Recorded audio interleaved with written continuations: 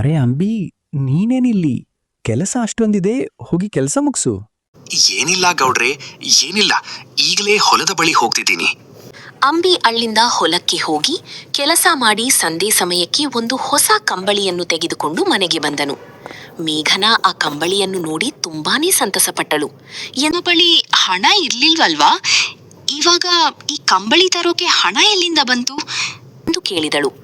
ಅವಾಗ ಅಂಬಿ ನಡೆದ ಎಲ್ಲಾ ವಿಷಯವನ್ನು ಹೇಳಿದನು. ನಿಮ್ಮ ಗೌಡರ ಹೆಂಡತಿ ತುಂಬಾ ಒಳ್ಳೆಯವರು ಎಂದನಿಸುತ್ತದೆ. ಅವರಿಗೆ ಆ ದೇವರು ಒಳ್ಳೇದ್ ಮಾಡ್ಲಿ ಎಂದು ಹೇಳಿದಳು. ಹೀಗೆ ಅಂಬಿ ದಿನಾಲೂ ಹೊಲಕ್ಕೆ ಹೋಗಿ ಕೂಲಿ ಕೆಲಸ ಮಾಡ್ತಾ ಇದ್ದನು. ಒಂದು ದಿವಸ ಒಬ್ಬ ಶ್ರೀಮಂತ ರಾಜ ತನ್ನ ಮಂತ್ರಿಯ ಜೊತೆಯಲ್ಲಿ ಆ ಊರಿನ ಹಳ್ಳಿಗೆ ಬಂದಿದ್ದನು. ಏ ವಾಸು, ಬೇಗ ಬೇಗ ನಡಿ. ಆತನಿಗೆ ನಾನು ಬೇಗ ಬೇಗ ಗಾಡಿ ಹೊಡಿಸುತ್ತೇನೆ. ಅದೇನೋ ನೀನು ಇಷ್ಟೊಂದು ನಿಧಾನವಾಗಿ ಓಡಿಸಿದರೆ ನಾವು ಆ ಹಳ್ಳಿಯನ್ನು ತಲುಪುವುದಾದರೂ ಹೇಗೆ? ಎಷ್ಟೊತ್ತಿಗೆ ತಲುಪುವುದು? ಬೇಗ ಬೇಗ ಗಾಡಿ ಓಡಿಸು ಎಂದು ಹೇಳಿದನು. ಅವರಿಬ್ಬರೂ ಅಂಬರೀಷನ ಮನೆಯ ಬಳಿ ಬಂದನು. ಯಾರಲ್ಲಿ? ಹೊರಗೆ ಬನ್ನಿ. ನಮ್ಮ ರಾಜ್ಯದವರು ನಿಮ್ಮ ಮನೆ ಹತ್ರ ಬಂದಿದ್ದಾರೆ. ಬನ್ನಿ ಹೊರಗೆ ಎಂದು ಹೇಳಿದನು. ಅವಾಗ ಅಂಬರೀಷ ಮತ್ತು ಹೆಂಡತಿ ಮಕ್ಕಳು ಆಚೆ ಬಂದರು. ನಮಸ್ಕಾರ ಯುವರಾಜನವರೇ, ನೀವು ಇಲ್ಲಿ ಬಂದ ವಿಷಯವೇನು? ನೋಡು, ನೀನು ಯಾರು ಎಂದು ನನಗೆ ಗೊತ್ತಿಲ್ಲ. ಇದು ನನ್ನ ಜಾಗ. ಇಲ್ಲಿ ನೀನು ಹೇಗೆ ಮನೆ ಕಟ್ಟಿದ್ದೀಯಾ? ನೀವು ಏನ್ ಹೇಳ್ತಾ ಇದ್ದೀರಾ ಎಂದು ನನಗೆ ತಿಳಿಯುತ್ತಿಲ್ಲ. ಇದು ನಿಮ್ಮ ಜಾಗವೇ? ಅನುಮತಿ ಕೇಳಿ ಇಲ್ಲಿ ಮನೆ ಕಟ್ಟಿರುವೆ? ಹೌದು, ಇದು ನನ್ನ ಜಾಗನೇ. ಇಲ್ಲಿ ನೀನು ಹೇಗೆ ಮನೆಯನ್ನು ಕಟ್ಟಿರುವೆ? ಇದು ನಮ್ಮ ಅಪ್ಪನವರು ಕಟ್ಟಿದ್ದ ಮನೆ, ಆದರೆ ಇವಾಗ ಅವರಿಲ್ಲ. ಇದು ನನ್ನ ಮನೆ. ನೋಡು ಮಾನವ, ಈ ಮನೆಯಲ್ಲಿರುವ ಜಾಗ ನನ್ನದು. ಅದಕ್ಕೆ ಬೇಕಾದ ಎಲ್ಲ ಪುರಾವೆ ನಮ್ಮ ಬಳಿ ಇದೆ. ನೀನೀ ಕೂಡಲೇ ಈ ಮನೆಯನ್ನು ಬಿಟ್ಟು ಹೋಗಲೇಬೇಕು. ಇದು ನನ್ನ ಆಜ್ಞೆ. ಅಯ್ಯೋ, ನೀವು ಯಾರು ಎಂದೇ ನನಗೆ ತಿಳಿಯುತ್ತಿಲ್ಲ.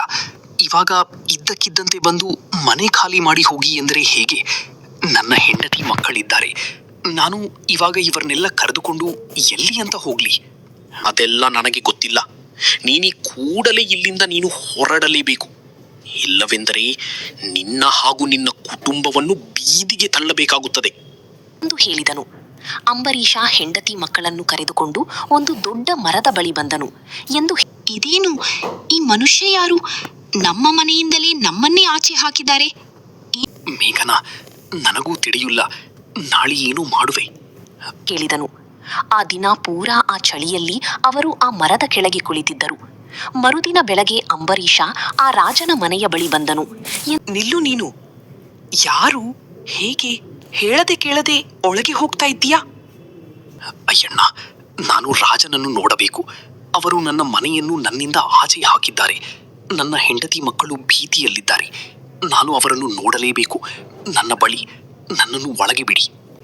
ಇಲ್ಲ, ಹಾಗೆಲ್ಲ ಸುಮ್ಮನೆ ಒಳಗೆ ಬಿಡಕ್ಕೆ ಸಾಧ್ಯವೇ ಇಲ್ಲ. ನೀನು ಇಲ್ಲಿಂದ ಹೊರಡು. ಒಂದ್ಸಾರಿ ಒಳಗೆ ಬಿಡಿ ದಯಮಾಡಿ.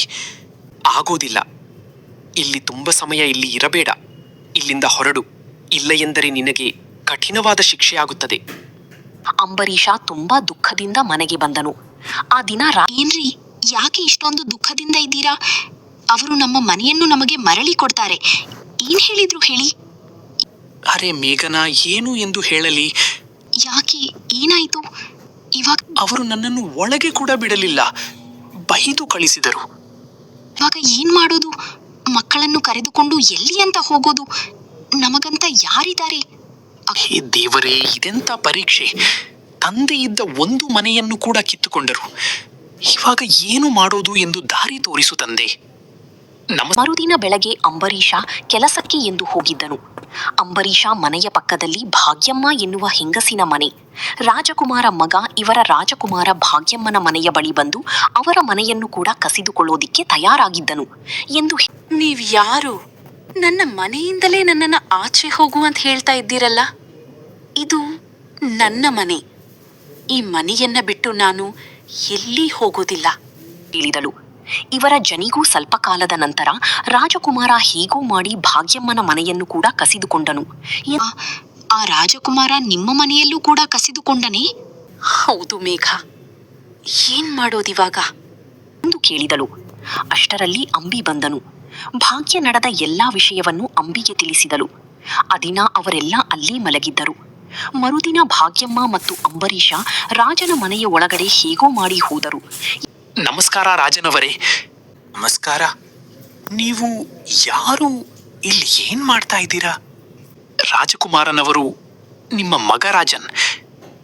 ಅವರೇ, ನಿಮ್ಮ ಮಗ ಯುವರಾಜನವರು ನಮ್ಮ ಮನೆಗಳನ್ನು ಏಕೆ ಕಸಿದುಕೊಂಡಿದ್ದಾರೆ? ಏನು ಎಂದು ಕೇಳಿದರೆ ಏನು ಉತ್ತರನೇ ಕೊಡುತ್ತಿಲ್ಲ.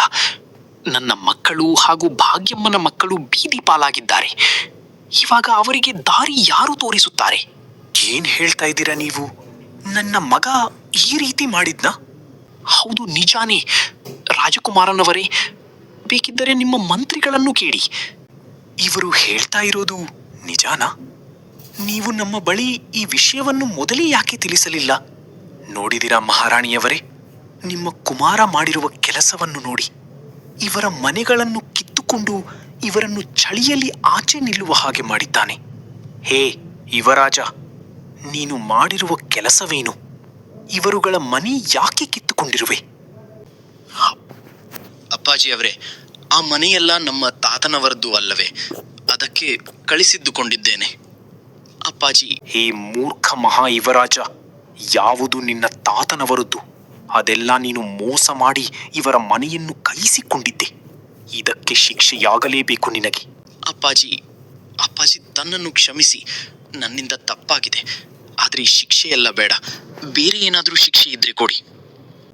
ಅದೆಲ್ಲ ಆಗೋದಿಲ್ಲ.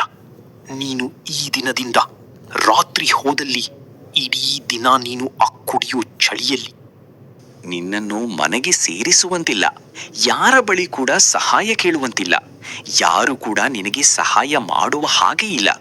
ಇದು ನನ್ನ ಆಜ್ಞೆ. ನನ್ನ ಕ್ಷಮಿಸಿ. ನನ್ನ ಮಗ ಮಾಡಿರೋ ತಪ್ಪಿಗೆ ನಾನು ನಿಮ್ಮ ಬಳಿ ಕ್ಷಮೆ ಕೇಳ್ತಿದ್ದೇನೆ.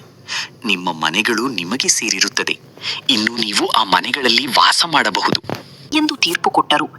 ಅಂಬರೀಷನಿಗೆ ಮತ್ತು ಭಾಗ್ಯನಿಗೆ ಅವರವರ ಮನೆ ಮರಳಿ ಕೊಟ್ಟರು. ಆ ದುರಹಂಕಾರಿ ಯುವರಾಜ ಕೊರಿಯೋ ಚಳಿಯಲ್ಲಿ ಆಚೆ ಇದ್ದನು.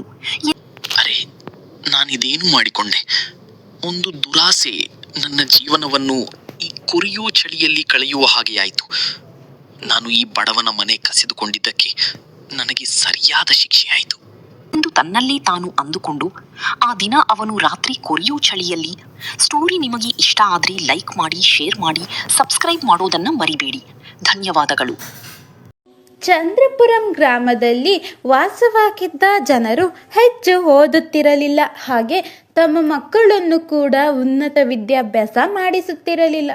ಏಕೆಂದರೆ ಆ ಗ್ರಾಮದ ಜನರು ಹೆಚ್ಚು ಓದಬಾರದು ಎಂದು ಆ ಗ್ರಾಮದ ಪದ್ಧತಿ ಇತ್ತು.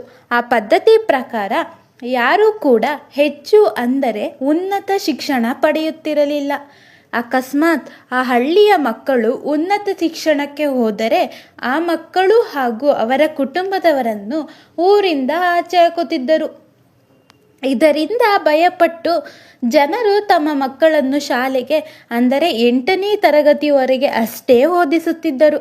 ಹೀಗಿರುವಾಗ ಆ ಗ್ರಾಮದಲ್ಲಿ ಒಬ್ಬ ಹುಡುಗ ಉನ್ನತ ಶಿಕ್ಷಣ ಮಾಡುತ್ತಿದ್ದನು. ಆ ಗ್ರಾಮದ ಪಂಚಾಯಿತಿ ಜನರಿಗೆ ವಿಷಯ ತಿಳಿದು ಆ ಹುಡುಗನನ್ನು ಕರೆಸಿದರು. ಏನೋ ಹುಡುಗ, ಈ ಊರಿನ ಪದ್ಧತಿ ನಿನಗೆ ಗೊತ್ತಿಲ್ಲವಾ? ಈ ಗ್ರಾಮದಲ್ಲಿ ಯಾರೂ ಕೂಡ ಹೆಚ್ಚು ಓದುವಂತಿಲ್ಲ. ಅದನ್ನು ಮೀರಿ ಓದಿದರೆ ಅವರನ್ನು ಗ್ರಾಮದಿಂದ ಹೊರಕ್ಕೆ ಹಾಕಲಾಗುತ್ತದೆ. ನಾನು ಉನ್ನತ ವಿದ್ಯಾಭ್ಯಾಸ ಮಾಡಬೇಕು ಎನ್ನುವುದು ನನ್ನ ತಂದೆಯ ಆಸೆ. ನಿನ್ನ ತಂದೆಯ ಆಸೆ ಎಂದು ಹೆಚ್ಚು ಓದಿದರೆ ನೀನು ಊರಿಂದ ಆಚೆ ಹೋಗ್ತೀಯ ಎಂದು ಹೇಳಿದರು. ಆ ಹುಡುಗ ಬೇಸರಗೊಂಡು ಹೆಚ್ಚು ಓದಲು ಹೋಗಲಿಲ್ಲ. ಒಂದು ದಿನ ಆ ಹುಡುಗ ಶ್ರೀಧರ್ ಮನೆಗೆ ಒಬ್ಬ ಪೋಸ್ಟ್ ಮ್ಯಾನ್ ಬಂದರು. ಏನಪ್ಪ, ಇಲ್ಲಿ ಶ್ರೀಧರ್ ಅಂದರೆ ಯಾರು? ಯಾಕಣ್ಣ? ಶ್ರೀಧರ್ ಅನ್ನೋರಿಗೆ ಒಂದು ಲೆಟರ್ ಬಂದಿದೆ. ಹೌದಾ ಅಣ್ಣ, ಅದು ನಾನೇ ಎಂದು ಹೇಳಿದನು. ಆ ಪೋಸ್ಟ್ ಮ್ಯಾನ್ ಅವನಿಗೆ ಒಂದು ಕಾಗದವನ್ನು ಕೊಡುತ್ತಾನೆ. ಶ್ರೀಧರ್ ಆ ಕಾಗದವನ್ನು ಓದಿದನು. ಆ ಕಾಗದದಲ್ಲಿ ತನ್ನ ತಂದೆಯ ಕೊನೆಯ ಆಸೆ ಏನೆಂದು ಬರೆದಿದ್ದರು. ಅದರಲ್ಲಿ ಶ್ರೀಧರ್ ಹೆಚ್ಚು ಓದಿ ಹೊರದೇಶಕ್ಕೆ ಹೋಗಿ ಕೆಲಸ ಮಾಡಬೇಕು ಎಂದು ಬರೆದಿದ್ದನು. ಅದನ್ನು ನೋಡಿ ಶ್ರೀಧರ್ ಭಾವುಕನಾದನು. ಶ್ರೀಧರಿಗೆ ಮುಂದೆ ಏನು ಮಾಡಬೇಕು ಎಂದು ತಿಳಿಯದೆ ಚಿಂತಿಸಲು ಶುರು ಮಾಡಿದನು. ಆಗ ಶ್ರೀಧರ್ನ ಮನೆಗೆ ಒಬ್ಬ ಗುರುಗಳು ಬಂದರು. ಏನಪ್ಪ ಶ್ರೀಧರ್, ಯಾಕೆ ಶಾಲೆಗೆ ಬಂದಿಲ್ಲ? ಏನಾಯಿತು? ಗುರುವರ್ಯ, ನಮ್ಮ ಗ್ರಾಮದಲ್ಲಿ ಹೆಚ್ಚು ಓದಬಾರದು ಎಂಬ ಪದ್ಧತಿ ಇದೆಯಂತೆ.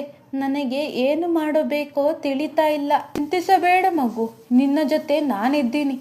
ನಾನು ಗ್ರಾಮದ ಜನರ ಬಳಿ ಮಾತನಾಡುತ್ತೇನೆ ಎಂದು ಹೇಳಿ ಶ್ರೀಧರ್ನ ಗ್ರಾಮದ ಜನರ ಬಳಿ ಕರೆದುಕೊಂಡು ಹೋದರು.